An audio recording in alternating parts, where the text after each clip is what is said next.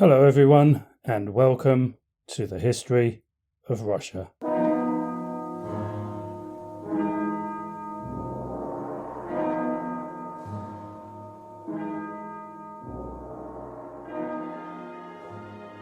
As usual, I'm Damon, and this is episode 72, Controlled, Isolated and Miserable. Thanks for listening in. Okay, so in the last episode we followed the sometimes torturous story of Catherine's betrothal and marriage to the heir to the Russian throne, Peter Fyodorovich. We then put the war of the Austrian succession to bed, and finally I introduced you to the Shuvalovs, and we'll be hearing more from them in the episodes to come.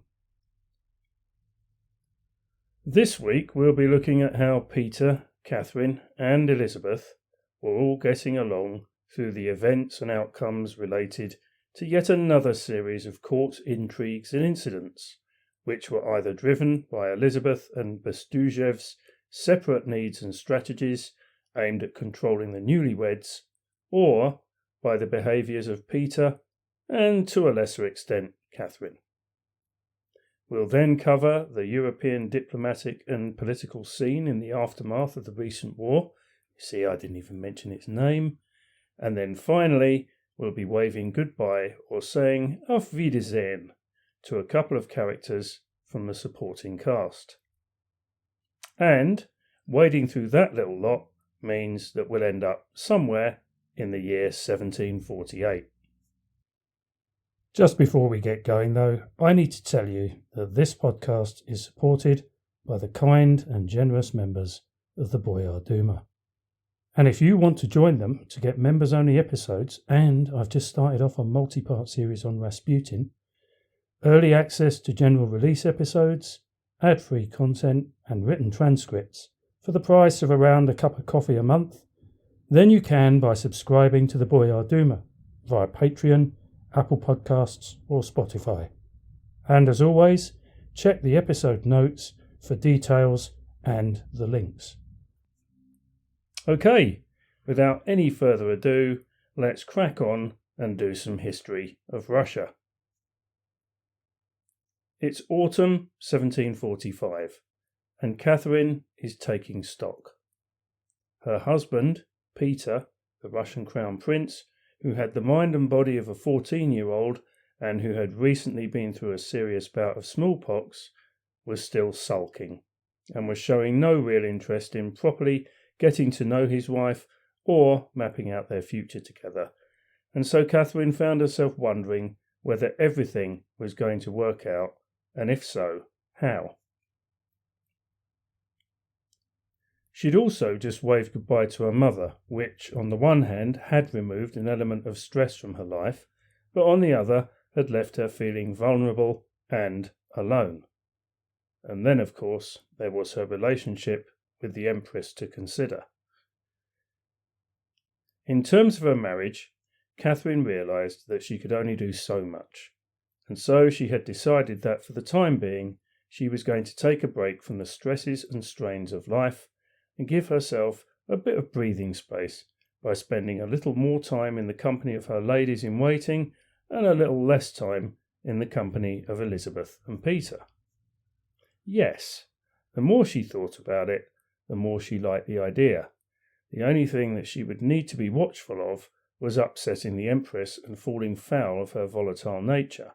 Still, with a bit of luck and a fair wind, Catherine was sure that if she was careful, better times were just around the corner. She couldn't have been more wrong. The first sign that something wasn't quite right occurred on one particular day in mid-October, when Catherine couldn't find her favourite lady-in-waiting, the 17-year-old Maria Zhukova. She was told that Maria had gone to visit her mother, and she received the same answer when she asked again the next day. A couple of days later, Catherine plucked up the courage to ask Elizabeth, over lunch, what had happened, and she received the following answer. Yes, before she left, your mother told me that she was worried that you were getting too close to the girl, and she asked me to move her on, and that is what I've done. Don't worry, it's for the best, and you won't be seeing her again." Catherine was stunned. First of all, she was embarrassed as Elizabeth's response had been witnessed by a large group of people. And secondly, she just couldn't believe that her mother, Johanna, would have done such a thing without speaking to her daughter directly on the matter. And indeed, the more she thought about it, the more she realised that this had to have been Elizabeth's decision.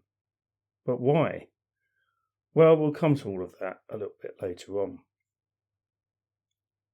Catherine talked to Peter, but he showed no inclination to get involved, and so she then tried to send a message and some money to Maria, but she was told that the family had left St. Petersburg. Then Peter's antics came to the fore. During the spring of 1746, he'd set up a puppet theatre, and one day, while he was playing with his puppets, no, I'm not making this up, he heard muffled voices coming from the other side of the wall. And so he then did what any normal 18-year-old crown prince would do, and quietly drilled a few small holes and took a look through, whereupon he discovered the Empress and her entourage at a private dinner party. Okay, so no damage had been done. Peter blocked up the holes and returned to his puppets. Except that's what he didn't do. Instead, he gathered his servants and Catherine's ladies-in-waiting around the peepholes and got them all in turn to peer through. The only person who didn't join in the fun was Catherine.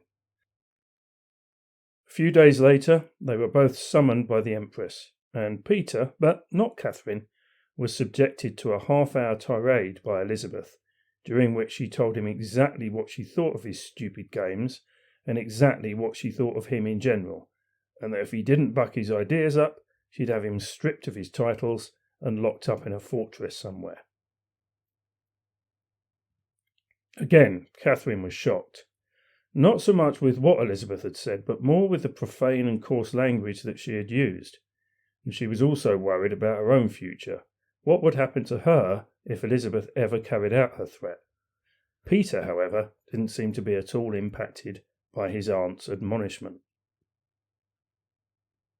Later in the same year, a potentially much more serious set of events took place, this time involving Catherine and a couple of Peter's closest friends. Yeah, I know what you're thinking, but apparently he did actually have some close friends. So for the second episode running, there were two brothers and a cousin, this time all with the surname Chernyshev, who were part of Peter's entourage. The eldest brother, Zakhar, had at some point become a little bit infatuated with Catherine, and he had told his mother all about his feelings. Now, Mrs. Chernyshev knew that this couldn't be allowed to continue, and she apparently pleaded with Elizabeth to post her son far away from St. Petersburg, and the Empress duly obliged, but she also made a mental note. Roll forward to 1746, and we find that another of the Chernyshevs, cousin Andrei, is in a similar situation. Now, Andrei's relationship with Catherine had always featured some light-hearted, playful flirtatiousness, which Peter seemed to tolerate, and indeed at times encouraged. However, the servants gossiped, and one thing led to another, and it wasn't long before both remaining Chernyshevs had been removed from court and placed under house arrest. At Elizabeth's behest, Catherine then received a visit from Father Todorsky, who, if you remember, had provided the initial assistance for Catherine's conversion to Orthodoxy. And he asked her point blank if the rumours were true. Had they kissed? Don't worry, listeners, there is a point to all of this froth and nonsense. We've almost finished the Mills and Boons section. Catherine swore blind that nothing of the kind had ever happened, and implored Todorsky to make sure that Elizabeth took her version of events over anyone else's. And for the time being, that's what Elizabeth decided to do, and things calmed down and returned to normal. But what at this stage was normal? Well, it would appear that even though Peter was now 18 and Catherine 17, not a lot was going on in the marital bed. Well, that's not quite true. The couple did share the same bed, but Peter treated it all as an extension to his playroom, and, if Catherine's diaries are to be believed, brought his toys to bed with him. And frightened of rocking the boat, Catherine had reluctantly decided to go along with her husband's behaviour, and so had her governess, a certain Madame Krause, who most of the time, and again according to Catherine, was too drunk to either notice or care. Hearing the latest rumours that were emanating from the young royal's apartments, Elizabeth again consulted with Lestock, and this time Bestuzhev, and she asked them point blank, was Peter now ready to fulfil his duty, and if not, why not?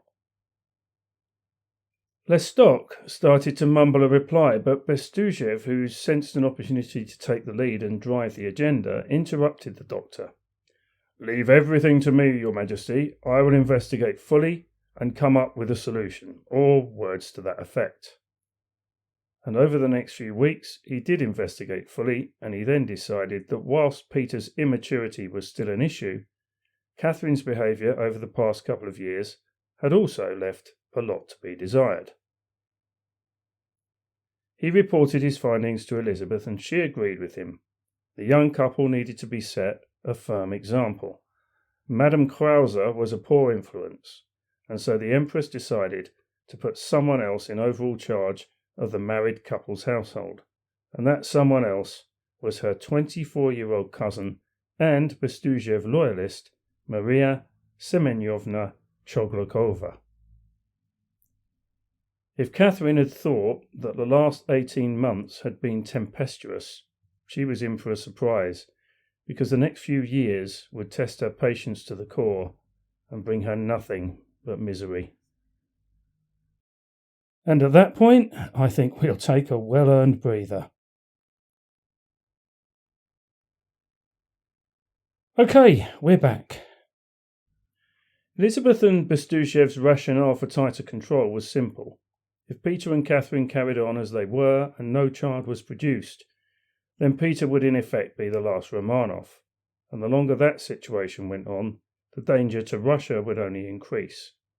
Russian nobles and foreign powers would start to sense weakness and start potentially jostling for position, and their focus could be the now 7-year-old former Tsar Ivan VI, who was still incarcerated up in Kolmogory, but still very much alive. For dynastic and personal reasons, Elizabeth was determined that none of this would ever happen. However, she'd promised everyone at the beginning of her reign that no one, and this included the young Ivan, would be executed on her watch, and so she needed to do all that she could to get Peter and Catherine to pull their fingers out. Bestuzhev's concerns were the same, but were focused more upon the risks to the Russian state. And even though he'd never been a fan of the marriage and didn't trust either Peter or Catherine, he was equally determined that the young couple should snap to it and do their duty. Madame Choglakova was chosen not only because she was loyal and that both Elizabeth and Bestuzhev liked her, but because she was seen as having the right stuff. She was a tough, no-nonsense individual who, and here's the rub, since her marriage in 1742, had already had 3 children and would eventually go on to have 5 more. She would lead by example, show the young couple what was what, keep them on a tight rein, and ensure that any outside influences were kept to the absolute minimum. And she established those parameters right from the word go, when she informed Catherine that any communication between Catherine and Elizabeth must go via Choglakova. The direct relationship between Grand Duchess and Empress was over. Strange then that almost immediately after this, Catherine was involved in a confrontation with the Empress alone, who told her in no uncertain terms that none of this was her fault, Elizabeth's that is, and that the current situation regarding her marriage could all be laid at her door and not Peter's. When Catherine protested and then started to cry, Elizabeth effectively told her to shut up and get a grip. As mentioned in the last episode, in March 1747, Catherine's father, Christian Augustus, died at the age of 56. Catherine was heartbroken. She hadn't seen her father for 3 years, and due to the anti-Prussian sentiment prevailing in St. Petersburg, she'd been unable to send any personal correspondence for several months. To make things worse, Choglukova then callously informed the deeply upset Catherine that as her father hadn't been a king, then any period of official mourning must be limited to a week. Oh, and she also told her that, by the way, her husband Nikolai had just been promoted to become Peter's governor. Throughout the rest of 1747 and into 1748, Nikolai and Maria Choglukov slowly and patiently took the necessary steps to establish their complete control over the royal couple. Loyal servants who'd been around for years, including Catherine's previous governess, Madame Krause, were gradually removed, and no one was allowed to visit either Peter or Catherine's private rooms without permission from the Choglukovs. The direct result and design of all of this was that Peter and Catherine were spending increasing amounts of time with each other. However, in terms of the thing that everyone wanted to hear about, Catherine becoming pregnant, there was no progress at all. But outside of the unproductive royal bedchamber, progress had indeed been made. With the War of the Austrian Succession effectively over, Bestuzhev was determined that Russia was going to be a key player in any required reshaping of Europe's political and diplomatic landscape. Now, I say any required reshaping. It was almost inevitable that the established powers would be looking to gain some kind of post-war advantage, particularly as a number of them, Russia included, wanted at the very least to come up with a way of keeping Frederick the Great of Prussia in check. But the problem was how. Back in the autumn/fall of 1745, Bestuzhev had ordered a part mobilization of the Russian army into Livonia. He'd then made an offer to the British that went something along the lines of, "You give us a load of money and we'll attack Prussia." Now, we don't know if the British took this offer seriously, but in the end they didn't have to, because Prussia and Austria, who was Britain's ally, signed the Treaty of Leipzig, which negated the need for a Russian attack. Undeterred, in 1746, Bestuzhev decided to try a different tack, and he managed to persuade Maria Theresa that it was in her best interests to rip up her treaty with Prussia and sign a new one with Russia, and then in 1747 he formed alliances with Denmark and the Ottoman Empire. This was the start of a strategy that would in time, or so he hoped, eventually isolate both Prussia and possibly Frederick's one-time ally and friend, France. However, his deputy chancellor and former friend, Mikhail Vorontsov, was keen not to alienate either France or Prussia, and he kept sticking his oar in. And in fact, he stuck his oar in so much that Elizabeth, who, as we know, didn't like to do anything in a rush, started to question Bestuzhev's intentions. But Bestuzhev had a couple of aces up his sleeve. A, he knew how to manage Elizabeth, and B, he knew how to get rid of pesky, interfering opponents like Vorontsov, and anyone else who he thought was standing in his way, and in the spring of 1748, he got the ball rolling. He suspected that Frederick was still plotting against him, and he also suspected that Vorontsov was involved. The trouble was, he couldn't find any concrete evidence. Frustrated with his lack of progress, Bestuzhev came to the conclusion that he was looking in the wrong direction. Perhaps there was someone else at court, someone with a history of plots and subterfuge that he should be looking at more closely. Jean Armand de Lestoc had survived his association with the 1744 plot that had been cooked up by Frederick, Joanna of Brunswick, the Marquis de la Chatardie, and Mardefeld, the Prussian ambassador, and he had remained very much in Elizabeth's favour. In the summer of 1748, he had married one of Elizabeth's ladies-in-waiting, with the Empress and the whole court in attendance. But by the autumn/fall, his fortunes, like the leaves, had fallen and drifted away in the wind. Bestuzhev had followed his hunch and persuaded the plot-sensitive Elizabeth that it would be best to have Lestock and Vorontsov investigated more closely. We'll leave Vorontsov to one side. The evidence for what he was accused of and what happened to him during this period is less clear. All we do know is that he suddenly fell out of favour and was dismissed temporarily from his position of Deputy Chancellor. But we do know that Lestock and his new wife were both arrested and taken off to the Schlisselburg fortress to be questioned by Alexander Shuvalov and his secret police thugs. In an ordeal lasting 11 days, Lestock was accused of sending and receiving coded letters to and from Prussia, and of accepting bribes from Frederick. But even after several rounds of torture, he refused to confess. But this didn't spare him, and eventually he was found guilty of treason and sentenced to death. At the 11th hour, Elizabeth intervened and reduced his sentence to exile for life, leaving Lestock to live out his days not in Siberia, surprisingly, but in the settlement of Veliki Ustyug, about 500 miles to the northeast of Moscow. So not that it really mattered, but was he guilty? Well, we don't know. Catherine certainly thought not, and years later, when she was the Empress of Russia, she would end his exile and have him brought back to St. Petersburg. For Bestuzhev, the fall of Lestock and Vorontsov removed two of his high-profile opponents and left him in an even more powerful position, and so now he was free to pursue his foreign policy objectives without hindrance. But were Bestuzhev's foreign policy objectives the right ones for Russia? Well, we'll have to wait until the next episode before we find out, because we're almost finished for today.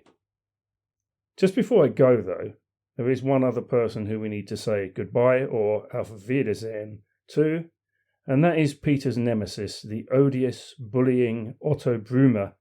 If any one single person had been responsible for the way that Peter had turned out, it was him. Back in February 1745, Peter was declared to be of age, which was ironic, and he inherited the title of Duke of Holstein, which allowed him to make certain decisions about the Duchy's affairs. And decision number one was to tell Brümmer with great relish that his time in Russia had come to an end. Now, this shouldn't have come as any sort of shock to Brümmer, but it appears to have done so, because he immediately went rushing off to find Catherine and implored her to do anything that she could to reverse her husband's decision. Catherine was reluctant to get involved and told him that even if she went to the Empress, she doubted that Elizabeth would alter the decision. And she was right. Elizabeth didn't. In the end, Brümmer managed to string things along for just over a year before he was given his marching orders, and in the spring of 1746 he forlornly returned to Holstein, albeit with a nice big pension. Okay, that is it for this episode. Join me next time, where we will be taking a further look at the pan-European diplomatic and political scene, and in particular some developments that Cleverclogs Bestuzhev hadn't anticipated. Plus, we'll of course be covering the ongoing shenanigans at court, which include a scandal involving the Choglakovs, and we'll also get to meet a certain Sergei Saltykov, who might, just might, have been in the position to provide the solution to everyone's biggest problem. So until then, dear listeners, and of course, dear patrons, chins up, heads down, fight the good fight, and stay as safe as you possibly can.